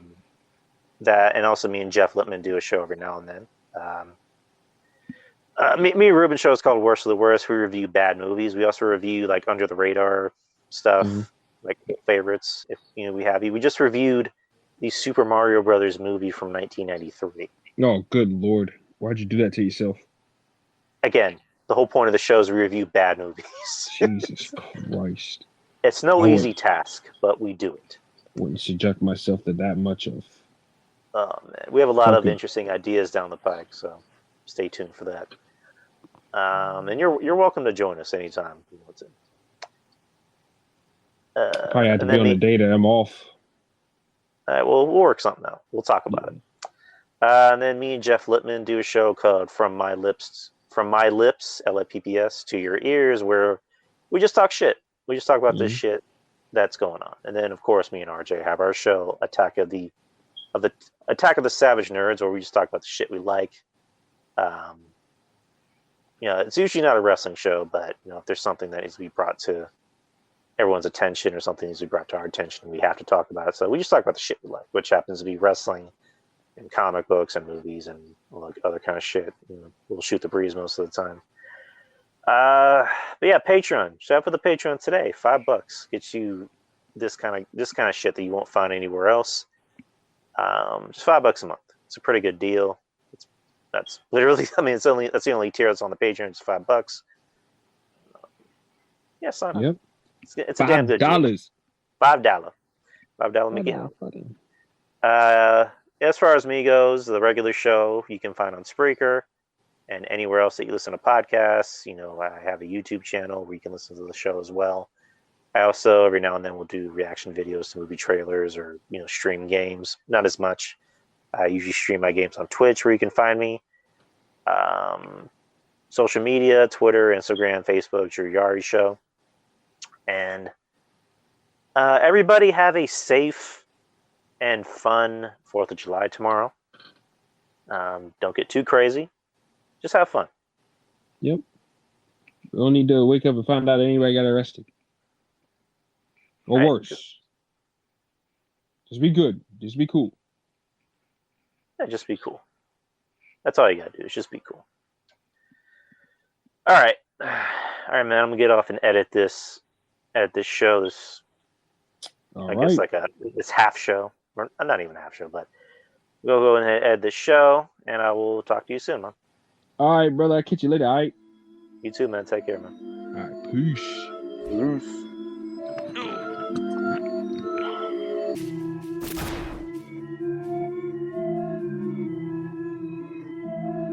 The Drew Yari Show. It's Drew Yari. It's Drew Yari. The Drew Yari Show. It's Drew Yari. It's Drew Yari. The Drew Yari Show. It's Drew Yari. The Drew Yari Show. It's Drew Yari. The Drew Yari Show.